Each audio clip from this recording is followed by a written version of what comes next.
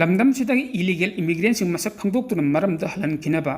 ꯑꯥꯏꯟ ꯀꯥꯏꯅ ꯈꯨꯟꯗꯥ ꯂꯩꯇꯥꯁꯤꯜꯂꯤꯕꯁꯤꯡ ꯇꯛꯊꯣꯛꯅꯕ ꯑꯃꯗꯤ ꯀꯨꯀꯤ ꯑꯥꯝ ꯃꯤꯂꯤꯇꯦꯟ ꯒ꯭ꯔꯨꯞꯁꯤꯡ ꯅꯥꯒꯥ ꯑꯦꯔꯤꯌꯥꯗꯒꯤ ꯂꯧꯊꯣꯛꯈꯤꯅꯕꯒ ꯂꯣꯏꯅꯅ ꯂꯝꯗꯝ ꯑꯁꯤꯗ ꯁꯥꯟꯇꯤ ꯑꯃꯗꯤ ꯇꯪꯗꯨ ꯂꯩꯇꯥꯕꯒꯤ ꯐꯤꯕꯝ ꯍꯟꯖꯤꯜꯂꯛꯅꯅꯕ ꯁꯦꯟꯇ꯭ꯔꯦꯜ ꯒꯚꯔꯟꯃꯦꯟꯠꯅ ꯃꯊꯧ ꯇꯥꯕ ꯊꯕꯛꯁꯤꯡ ꯑꯊꯨꯕꯗ ꯄꯥꯏꯈꯠꯄꯤꯌꯨ ꯍꯥꯏꯅ Liangmai Naga Council, Rongmei Naga Council, Zeme Naga Council ꯑꯃꯗꯤ ꯏꯟꯄꯨꯏ ꯅꯥꯒꯥ ꯌꯨꯅꯤꯌꯟꯒꯤ ꯑꯄꯨꯟꯕ ꯕꯣꯗꯤ ꯑꯃ ꯑꯣꯏꯔꯤꯕ ꯖꯣꯏꯟꯠ ꯇ꯭ꯔꯥꯏꯕ ꯀꯥꯎꯟꯁꯤꯜꯅ ꯏꯟꯗꯤꯌꯥꯒꯤ ꯄ꯭ꯔꯥꯏꯝ ꯃꯤꯅꯤꯁꯇꯔꯗ ꯃꯦꯃꯣꯔꯦꯟꯗꯝ ꯄꯤꯁꯤꯟꯗꯨꯅ ꯑꯀꯟꯕ ꯃꯑꯣꯡꯗ ꯇꯛꯁꯤꯟꯈ꯭ꯔꯦ꯫ ꯄ꯭ꯔꯥꯏꯝ ꯃꯤꯅꯤꯁꯇꯔꯗ ꯄꯤꯈꯤꯕ ꯃꯦꯃꯣꯔꯦꯟꯗꯝ ꯑꯗꯨꯗ ꯃꯔꯨꯑꯣꯏꯕ ꯌꯥꯎꯔꯤꯕꯁꯤꯡꯗꯤ ꯂꯝꯗꯝ ꯑꯁꯤꯒꯤ ꯏꯟꯗꯤꯖꯤꯅꯁ ꯀꯝꯃ꯭ꯌꯨꯅꯤꯇꯤꯁꯤꯡꯗ ꯆꯥꯎꯅ ꯆꯩꯊꯦꯡ ꯄꯤꯔꯛꯂꯤꯕ ꯏꯂꯤꯒꯦꯜ ꯏꯃꯤꯒ꯭ꯔꯦꯟꯁꯤꯡ ꯑꯁꯤ ꯑꯊꯨꯕ ꯃꯇꯝꯗ ꯃꯁꯛ ꯈꯪꯗꯣꯛꯇꯨꯅ ꯃꯔꯝꯗꯝꯗ ꯍꯜꯍꯟꯅꯕ ꯊꯕꯛ ꯄꯥꯏꯈꯠꯄꯤꯌꯨ꯫ ꯍꯧꯈꯤꯕ ꯀꯨꯝꯖꯥ-ꯁꯣꯛ 1988ꯗꯒꯤꯅ ꯀꯨꯝꯖꯥ 2011 ꯐꯥꯎꯕꯗ ꯁ꯭ꯇꯦꯠ ꯑꯁꯤꯗ ꯀꯨꯀꯤꯁꯤꯡꯒꯤ ꯃꯤꯁꯤꯡ ꯍꯦꯟꯒꯠꯂꯛꯄꯒꯤ ꯆꯥꯡ ꯑꯁꯤ ꯆꯥꯗ 160.8 ꯑꯣꯏꯕ ꯃꯇꯝꯗ 1989-1918 4,99,992 ꯑꯣꯏꯔꯤ꯫ ꯍꯥꯏꯔꯤꯕ ꯗꯤꯀꯦꯠ ꯇꯔꯨꯛ ꯑꯁꯤꯒꯤ ꯃꯅꯨꯡꯗ 1998ꯗꯒꯤꯅ 1999 ꯐꯥꯎꯕꯒꯤ ꯗꯤꯀꯦꯠ ꯑꯁꯤꯗ ꯀꯨꯀꯤꯁꯤꯡꯒꯤ ꯃꯤꯁꯤꯡ ꯍꯦꯟꯒꯠꯂꯛꯄꯒꯤ ꯆꯥꯡ ꯑꯁꯤ ꯆꯥꯗ 63.4 ꯑꯣꯏꯈꯤ꯫ ꯑꯗꯨꯒ ꯗꯤꯀꯦꯠ ꯇꯔꯨꯛ ꯑꯁꯤꯗ ꯀꯨꯀꯤꯁꯤꯡꯒꯤ ꯃꯤꯁꯤꯡ ꯍꯦꯟꯒꯠꯂꯛꯄꯒꯤ ꯆꯥꯡ ꯑꯁꯤ ꯆꯥꯗ 34.72ꯅꯤ꯫ ꯅꯥꯀꯜ ꯑꯃꯔꯣꯝꯗ ꯕꯤ.ꯖꯦ.ꯄꯤ ꯃꯅꯤꯄꯨꯔ ꯄ꯭ꯔꯗꯦꯁꯀꯤ ꯄ꯭ꯔꯁꯤꯗꯦꯟꯠ ꯑꯦ. ꯁꯔꯗꯥ ꯗꯦꯕꯤꯅ ꯕꯤ.ꯖꯦ.ꯄꯤ ꯃꯌꯥꯡ ꯏꯝꯐꯥꯜ ꯃꯟꯗꯜꯅ ꯁꯤꯟꯗꯨꯅ ꯃꯌꯥꯡ ꯏꯝꯐꯥꯜ ꯊꯥꯅꯥ ꯑꯋꯥꯡ ꯂꯩꯀꯥꯏꯗ ꯉꯁꯤ ꯅꯣꯡ ꯅꯤꯅꯤꯒꯤ ꯃꯃꯥꯡꯗ ꯄꯥꯡꯊꯣꯛꯈꯤꯕ ꯊꯧꯔꯝ ꯑꯃꯗ IDPꯁꯤꯡꯒ ꯈ꯭ꯋꯥꯏꯗꯒꯤ ꯅꯛꯅ ꯆꯠꯃꯤꯟꯅꯔꯤꯕ ꯄꯥꯔꯇꯤꯗꯤ ꯕꯤ.ꯖꯦ.ꯄꯤ ꯈꯛꯇꯅꯤ ꯍꯥꯏꯅ ꯐꯣꯡꯗꯣꯛꯄ ꯂꯩꯈ꯭ꯔꯦ꯫ ꯑꯗꯨꯕꯨ ꯅꯩꯅꯅꯤꯡꯉꯥꯏ ꯑꯣꯏꯔꯤꯕꯗꯤ ꯐꯣꯡꯗꯣꯛꯈꯤꯕ ꯋꯥꯐꯝ ꯑꯁꯤ ꯀꯗꯥꯏ ꯐꯥꯎꯕ ꯊꯕꯛ ꯑꯣꯏꯅ ꯄꯥꯡꯊꯣꯛꯄ ꯉꯝꯂꯕꯒꯦ ꯍꯥꯏꯕꯗꯨꯅꯤ꯫ ꯆꯍꯤ 2 ꯃꯈꯥꯏ ꯍꯦꯟꯅ IDPꯁꯤꯡꯅ ꯔꯤꯂꯤꯐ ꯀꯦꯝꯞꯇ ꯑꯋꯥꯕ ꯄꯨꯟꯁꯤ ꯃꯔꯦꯜ ꯑꯃꯗ ꯂꯩꯔꯤ꯫ ꯃꯈꯣꯏ ꯃꯁꯥꯒꯤ ꯃꯌꯨꯝꯗ ꯆꯪꯖꯔꯒꯦ ꯍꯥꯏꯕ ꯈꯣꯜꯂꯥꯎ ꯄꯤꯌꯥ ꯂꯩꯉꯥꯛ ꯑꯁꯤꯅ ꯇꯥꯕꯤꯕꯒꯤ ꯃꯍꯨꯠꯇ ꯂꯩꯕꯥꯛ ꯃꯤꯌꯥꯝ ꯇꯥꯅ ꯂꯥꯎꯖꯔꯕꯁꯨ ꯃꯅꯤꯄꯨꯔ ꯂꯩꯉꯥꯛꯅ ꯇꯥꯕꯤꯗꯅ ꯃꯈꯣꯏꯕꯨ ꯃꯌꯨꯝꯗ ꯍꯟꯖꯤꯜꯍꯟꯅꯕ ꯊꯕꯛ ꯑꯃ ꯐꯥꯎꯕ ꯍꯧꯖꯤꯛ ꯐꯥꯎꯕ ꯂꯧꯈꯠꯄꯤꯗꯨꯅ ꯂꯩꯔꯤ꯫ IDPꯁꯤꯡ ꯑꯦꯀꯥꯎꯟꯗ ꯌꯨꯝ ꯁꯥꯅꯅꯕ ꯁꯦꯟꯐꯝ ꯀꯥꯞꯁꯤꯟꯈ꯭ꯔꯦ꯫ ꯃꯗꯨꯅ ꯃꯌꯨꯝ ꯃꯀꯩ ꯇꯨꯝꯅ ꯃꯩ ꯊꯥꯗꯣꯛꯈꯤꯕ ꯌꯨꯝꯁꯤꯡ ꯑꯗꯨ ꯁꯥꯖꯒꯦ ꯍꯥꯏꯕꯗ ꯀꯔꯤꯒꯤꯗꯃꯛꯇ ꯑꯊꯤꯡꯕ ꯄꯤꯔꯤꯕꯅꯣ ꯍꯥꯏꯕꯁꯤ ꯕꯤ.ꯖꯦ.ꯄꯤ ꯃꯅꯤꯄꯨꯔ ꯄ꯭ꯔꯗꯦꯁꯀꯤ ꯃꯥꯏꯀꯩꯗꯒꯤ ꯄꯥꯎꯈꯨꯝ ꯄꯤꯐꯝ ꯊꯣꯛꯏ꯫ ꯑꯗꯨꯕꯨ ꯄꯥꯎꯈꯨꯝ ꯑꯁꯤ ꯄꯤꯕ ꯉꯝꯗꯕꯗꯒꯤ IDPꯁꯤꯡꯅ ꯃꯈꯣꯏ ꯃꯁꯥ ꯃꯁꯥꯒꯤ ꯃꯌꯨꯝꯗ ꯆꯪꯖꯒꯦ ꯍꯥꯏꯕꯗ ꯄꯤꯌꯥ ꯂꯩꯉꯥꯛ ꯑꯁꯤꯅ ꯁꯦꯀ꯭ꯌꯨꯔꯤꯇꯤ ꯐꯣꯔꯁ ꯁꯤꯖꯤꯟꯅꯗꯨꯅ ꯑꯀꯟꯕ ꯃꯑꯣꯡꯗ ꯑꯊꯤꯡꯕ ꯄꯤꯔꯤ꯫ ꯑꯁꯨꯝꯅ IDPꯁꯤꯡꯅ ꯃꯁꯥ ꯃꯁꯥꯒꯤ ꯃꯌꯨꯝꯗ ꯆꯪꯖꯔꯒꯦ ꯍꯥꯏꯕꯗ ꯄꯤꯌꯥ ꯂꯩꯉꯥꯛ ꯑꯁꯤꯅ ꯑꯊꯤꯡꯕ ꯄꯤꯔꯤꯕꯁꯤ ꯌꯥꯅꯤꯡꯗꯦ ꯍꯥꯏꯗꯨꯅ ꯕꯤ.ꯖꯦ.ꯄꯤ ꯃꯅꯤꯄꯨꯔ ꯄ꯭ꯔꯗꯦꯁꯀꯤ ꯃꯥꯏꯀꯩꯗꯒꯤ ꯉꯁꯤ ꯐꯥꯎꯕꯗ ꯈꯣꯜꯂꯥꯎ ꯑꯃꯠꯇ ꯂꯥꯎꯗꯅ ꯍꯥꯏꯕꯁꯤ IDPꯁꯤꯡ ꯑꯁꯤꯕꯨ ꯅꯨꯡꯁꯤ ꯍꯥꯏꯕꯗ ꯊꯕꯛ ꯑꯣꯏꯅ ꯎꯠꯂꯤꯕ꯭ꯔꯥ ꯍꯥꯏꯕꯗꯨ ꯋꯥꯍꯪ ꯑꯃ ꯊꯣꯔꯛꯂꯤ꯫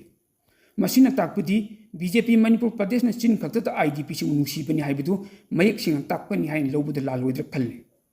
ꯈ꯭ꯋꯥꯏꯗꯒꯤ ꯍꯦꯟꯅ ꯑꯉꯛꯄ ꯑꯃ ꯑꯣꯏꯅ ꯍꯧꯖꯤꯛ ꯃꯅꯤꯄꯨꯔꯗ ꯕꯐꯔ ꯖꯣꯟ ꯑꯃꯗꯤ ꯔꯦꯗ ꯖꯣꯟ ꯍꯥꯏꯗꯨꯅ ꯊꯝꯂꯤꯕ ꯑꯁꯤꯒꯤ ꯃꯇꯥꯡꯗ ꯕꯤ.ꯖꯦ.ꯄꯤ ꯃꯅꯤꯄꯨꯔ ꯄ꯭ꯔꯗꯦꯁꯀꯤ ꯃꯥꯏꯀꯩꯗꯒꯤ ꯕꯐꯔ ꯖꯣꯟ ꯑꯃꯗꯤ ꯔꯦꯗ ꯖꯣꯟ ꯊꯝꯂꯤꯕꯁꯤ ꯂꯧꯊꯣꯛꯅꯅꯕ ꯈꯣꯡꯖꯪ ꯆꯪꯕ ꯉꯝꯗ꯭ꯔꯤꯕꯁꯤ ꯀꯔꯤꯒꯤꯅꯣ? ꯍꯧꯖꯤꯛ ꯐꯥꯎꯕꯗ ꯀꯨꯀꯤ CSOꯁꯤꯡꯒꯤ ꯃꯥꯏꯀꯩꯗꯒꯤ ꯑꯃꯠꯇ ꯑꯣꯏꯅ ꯀꯨꯀꯤ ꯀꯝꯃ꯭ꯌꯨꯅꯤꯇꯤꯁꯤꯡꯅ ꯕꯐꯔ ꯖꯣꯟ ꯑꯃꯗꯤ ꯔꯦꯗ ꯖꯣꯟ ꯂꯩꯔꯤ꯫ ꯀꯅꯥ ꯑꯃꯠꯇꯅ ꯃꯁꯤ ꯊꯨꯒꯥꯏꯕ ꯌꯥꯔꯣꯏ ꯍꯥꯏꯗꯨꯅ ꯐꯣꯡꯅ ꯂꯥꯎꯔꯤ꯫ ꯃꯁꯤꯅ ꯃꯔꯝ ꯑꯣꯏꯗꯨꯅ ꯅꯦꯁꯅꯦꯜ ꯍꯥꯏꯋꯦꯅꯆꯤꯡꯕ ꯃꯩꯇꯩꯁꯤꯡ ꯆꯠꯊꯣꯛ ꯆꯠꯁꯤꯟ ꯇꯧꯕ ꯌꯥꯗꯅ ꯂꯩꯔꯤ꯫ ꯑꯁꯨꯝꯅ ꯃꯥꯏꯀꯩ ꯈꯨꯗꯤꯡꯃꯛꯇ ꯑꯊꯤꯡꯕꯒꯤ ꯑꯊꯤꯡꯕ ꯉꯥꯛꯇ ꯑꯣꯏꯗꯨꯅ ꯃꯅꯤꯄꯨꯔ ꯃꯤꯌꯥꯝꯕꯨ ꯑꯣꯄꯟ ꯖꯦꯜ ꯑꯃꯗ ꯐꯥꯖꯤꯟꯗꯨꯅ ꯊꯝꯕꯒ ꯆꯞ ꯃꯥꯟꯅꯅ ꯑꯋꯥꯕ ꯄꯨꯟꯁꯤ ꯃꯔꯦꯜ ꯑꯃꯗ ꯍꯧꯖꯤꯛ ꯐꯥꯎꯕ ꯍꯤꯡꯂꯤ꯫ ꯑꯣꯏꯔꯤꯕ ꯐꯤꯚꯝ ꯑꯁꯤ IDPꯁꯤꯡꯒ ꯌꯥꯝ ꯅꯛꯁꯤꯟꯅ ꯆꯠꯃꯤꯟꯅꯔꯤ ꯍꯥꯏꯔꯤꯕ ꯕꯤ.ꯖꯦ.ꯄꯤ ꯃꯅꯤꯄꯨꯔ ꯄ꯭ꯔꯗꯦꯁꯀꯤ ꯊꯧꯃꯤꯁꯤꯡ ꯑꯃꯗꯤ ꯕꯤ.ꯖꯦ.ꯄꯤꯒꯤ MLAꯁꯤꯡꯅ ꯀꯔꯤꯒꯤꯗꯃꯛꯇ ꯃꯅꯤꯄꯨꯔꯗ ꯊꯣꯛꯂꯤꯕ ꯏꯔꯥꯡ ꯑꯁꯤ ꯂꯣꯏꯁꯤꯟꯅꯅꯕꯒꯤ ꯂꯧꯐꯝ ꯊꯣꯛꯄ ꯊꯧꯗꯥꯡꯁꯤꯡ ꯑꯗꯨ ꯍꯧꯖꯤꯛ ꯐꯥꯎꯕ ꯂꯧꯗꯨꯅ ꯅꯤꯡꯉꯥꯏꯗ ꯂꯩꯊꯣꯛꯂꯤꯕ ꯑꯁꯤ ꯀꯔꯤꯒꯤꯅꯣ ꯍꯥꯏꯕꯁꯤ ꯃꯤꯌꯥꯝꯒꯤ ꯋꯥꯍꯪꯅꯤ꯫ ꯀꯔꯤꯒꯨꯝꯕ ꯕꯤ.ꯖꯦ.ꯄꯤꯒꯤ MLAꯁꯤꯡꯅ IDPꯁꯤꯡ ꯑꯁꯤꯕꯨ ꯊꯃꯣꯏ ꯁꯦꯡꯅ ꯅꯨꯡꯁꯤꯕ ꯑꯣꯏꯔꯕꯗꯤ ꯃꯅꯤꯄꯨꯔꯗ ꯊꯣꯛꯂꯤꯕ ꯂꯥꯜ ꯑꯁꯤ ꯂꯣꯏꯁꯤꯟꯗꯨꯅ IDPꯁꯤꯡꯕꯨ ꯃꯁꯥ ꯃꯁꯥꯒꯤ ꯃꯌꯨꯝꯗ ꯍꯟꯖꯤꯜꯍꯟꯅꯕ ꯉꯝꯐꯝ ꯊꯣꯛꯄꯅꯤ꯫ ꯉꯝꯗ꯭ꯔꯤꯕ ꯑꯁꯤ ꯕꯤ.ꯖꯦ.ꯄꯤ ꯃꯅꯤꯄꯨꯔ ꯄ꯭ꯔꯗꯦꯁꯀꯤ IDPꯁꯤꯡꯒ ꯅꯛꯅ ꯆꯠꯃꯤꯟꯅꯗꯦ ꯑꯃꯗꯤ IDPꯁꯤꯡ ꯑꯋꯥꯕ ꯈꯪꯕꯤꯗꯦ ꯍꯥꯏꯕꯗු ꯐꯣꯡꯅ ꯇꯥꯛꯄꯅꯤ ꯍꯥꯏꯅ ꯂꯧꯕ ꯌꯥꯏ꯫ ꯃꯔꯝ ꯑꯗꯨꯅ ꯃꯅꯤꯄꯨꯔꯗ ꯊꯣꯛꯂꯤꯕ ꯏꯔꯥꯡ ꯑꯁꯤ ꯑꯊꯨꯕ ꯃꯇꯝꯗ ꯂꯣꯏꯁꯤꯟꯅꯅꯕ MNIPUR ꯃꯤꯌꯥꯝꯒꯤ ꯃꯤꯍꯨꯠ ꯑꯣꯏꯔꯤꯕ MLAꯁꯤꯡ ꯑꯃꯠꯇ ꯑꯣꯏꯅ ꯄꯨꯟꯁꯤꯟꯗꯨꯅ ꯂꯧꯐꯝ ꯊꯣꯛꯄ ꯊꯧꯗꯥꯡꯁꯤꯡ ꯑꯗꯨ ꯂꯧꯕ ꯉꯝꯅꯅꯕ ꯍꯣꯠꯅꯒꯗꯕꯅꯤ꯫ ꯃꯗꯨꯗꯤ ꯅꯠꯇꯅ ꯚꯥꯔꯠ ꯂꯩꯉꯥꯛꯅ ꯁꯥꯟꯅꯕ ꯄ꯭ꯔꯣꯛꯁꯤ ꯋꯥꯔ ꯑꯁꯤꯕꯨ ꯌꯥꯝꯅ ꯅꯨꯡꯉꯥꯏꯕ ꯀꯨꯝꯍꯩ ꯑꯃꯒꯨꯝꯅ ꯌꯦꯡꯗꯨꯅ ꯂꯩꯊꯣꯛꯄ ꯇꯥꯔꯕꯗꯤ ꯅꯣꯡꯃ ꯅꯣꯡꯃꯒꯤ ꯂꯩꯈꯥ ꯇꯥꯕ ꯀꯥꯡꯈꯣꯡ ꯆꯥꯏꯔꯕ ꯃꯅꯤꯄꯨꯔ ꯑꯃ ꯍꯥꯏꯕꯗꯨ ꯑꯣꯏꯔꯛꯀꯅꯤ꯫ ꯃꯗꯨꯅ ꯃꯁꯤꯗꯒꯤ ꯑꯣꯏꯕ ꯀꯟꯅꯅꯕꯒꯤꯗꯃꯛꯇ ꯃꯤꯌꯥꯝꯒꯤ ꯃꯤꯍꯨꯠ ꯑꯣꯏꯔꯤꯕ MLAꯁꯤꯡ ꯑꯃꯗꯤ IDPꯁꯤꯡꯒ ꯅꯛꯅ ꯆꯠꯃꯤꯟꯅꯔꯤ ꯍꯥꯏꯖꯔꯤꯕ ꯕꯤ.ꯖꯦ.ꯄꯤ ꯃꯅꯤꯄꯨꯔ ꯄ꯭ꯔꯗꯦꯁꯅ ꯂꯧꯐꯝ ꯊꯣꯛꯄ ꯊꯧꯗꯥꯡꯁꯤꯡ ꯑꯗꯨ ꯆꯞ ꯆꯥꯅ ꯂꯧꯕ ꯉꯝꯕ ꯃꯊꯧ ꯇꯥꯏ꯫ ꯄꯥꯎ ꯑꯁꯤꯒꯤ ꯃꯔꯛ ꯊꯠꯅ ꯑꯇꯦꯟꯕ ꯕ꯭ꯔꯤꯛ ꯑꯃ ꯃꯤꯌꯥꯝꯗ ꯈꯪꯍꯟꯖꯕ ꯑꯃ ꯏꯄꯦꯛ ꯇꯤꯚꯤ ꯅ꯭ꯌꯨꯁ ꯆꯦꯅꯦꯜ ꯑꯁꯤꯗ ꯁ꯭ꯀꯨꯜ ꯀꯣꯂꯦꯖꯁꯤꯡꯒꯤ ꯑꯦꯗꯃꯤꯁꯟ ꯑꯣꯄꯟ ꯌꯥꯎꯅ ꯇꯣꯉꯥꯟ ꯇꯣꯉꯥꯟꯕ ꯍꯤꯔꯝꯁꯤꯡꯒꯤ ꯃꯇꯥꯡꯗ ꯑꯦꯗꯚꯔꯇꯤꯁ ꯇꯧꯕꯤꯅꯤꯡꯕ ꯃꯤꯑꯣꯏꯁꯤꯡꯒꯤ ꯑꯣꯏꯅ ꯌꯥꯝꯅ ꯆꯥꯎꯅ ꯑꯣꯐꯔ ꯄꯤꯖꯔꯤ꯫ ꯑꯀꯛꯅꯕ ꯅꯨꯃꯤꯠ ꯈꯔꯅꯤꯒꯤ ꯑꯣꯏꯕ ꯑꯣꯐꯔꯅꯤ, ꯃꯔꯝ ꯑꯗꯨꯅ ꯑꯦꯗꯚꯔꯇꯤꯁ ꯇꯧꯕꯤꯅꯤꯡꯕ ꯃꯤꯑꯣꯏꯁꯤꯡꯅ ꯑꯣꯐꯔ ꯑꯁꯤꯒꯤ ꯈꯨꯗꯣꯡꯆꯥꯕ ꯂꯧꯕꯤꯌꯨ꯫ hiram asigi matangda apamba miyoi-singna mobile number 9366127201 da call tawbiraklaga khudongchaba asi lawbiyu haina Impact TV News ki maikaidagi miyamda appeal tawjari.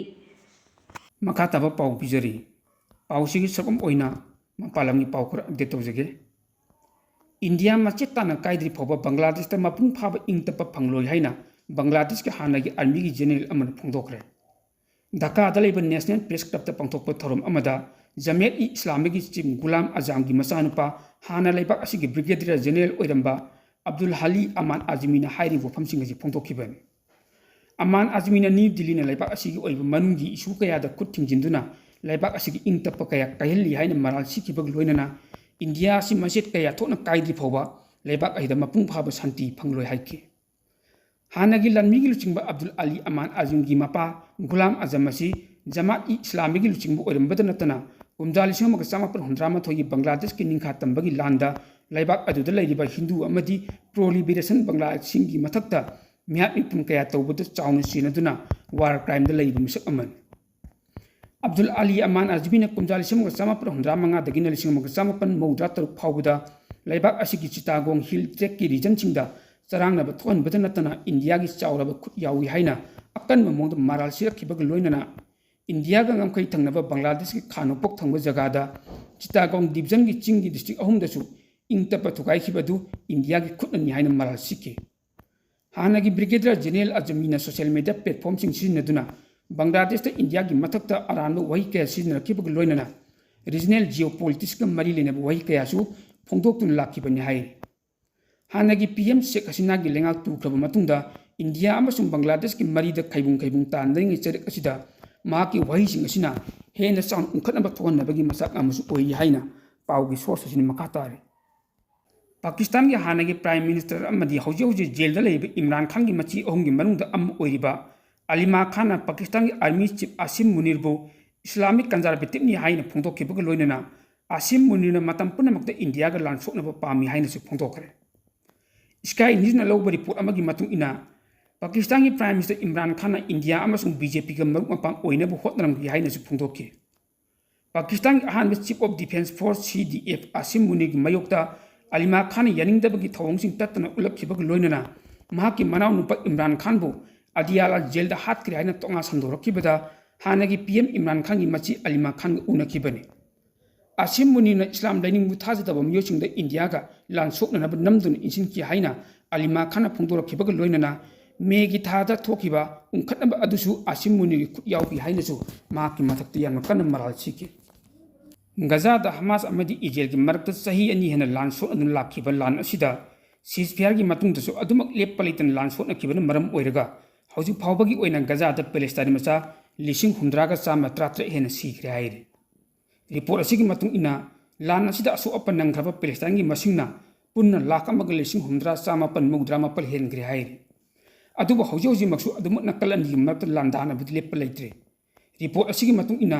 ceasefire chatna khaba matung numit yankhai ni phawbada Israel gi lanmisina Palestine macha chahunga yankhai tel hen hatke ceasefire chatnari haire basu ceasefire adu di yana ki bufam chigi marta wafam khara hauji maksu aduma yana ba ngamdan leiba maramna lana si makhatan chatharkhibani haina su expert sing na phungdukle sahi ahum hena su anu lakhiba lala sigi manujana haukiba pungkun margi manungda Russia na chatharkiba akanma drone attack ta puna miyoi manga hatkre miyoi nipal amana sathin asu apanangkre haire Russia na chatharkiba drone attack atuna maram oiraga Ukraine gi miyoi lising manga rom hauji electricity phangdan leiri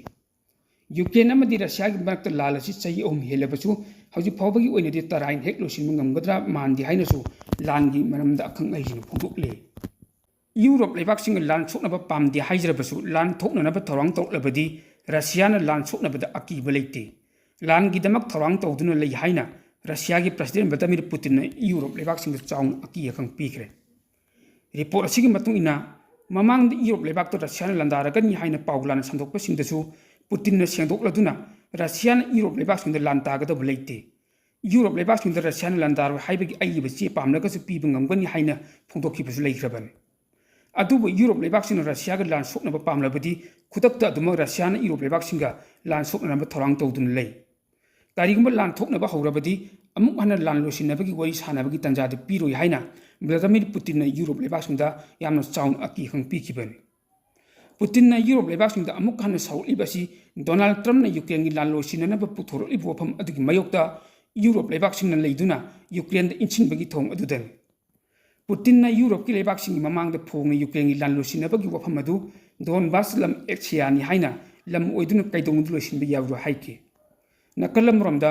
Donald ꯇ꯭ꯔꯝꯞꯀꯤ ꯑꯈꯟꯅꯕ ꯃꯤꯍꯨꯠ Steve ꯋꯦꯠꯀꯣꯛ ꯑꯃꯗꯤ ꯄꯨꯇꯤꯟꯒ ꯎꯅꯈꯤꯕ ꯑꯃꯗ Donald ꯇ꯭ꯔꯝꯞꯀꯤ principal ꯑꯗꯨꯒꯤ ꯃꯇꯥꯡꯗ ꯌꯥꯅꯕ ꯄꯨꯔꯛꯄ ꯉꯝꯈꯤꯗꯦ ꯍꯥꯏꯅꯁꯨ ꯄꯥꯎ ꯑꯁꯤꯅ ꯃꯈꯥ ꯇꯥꯔꯤ꯫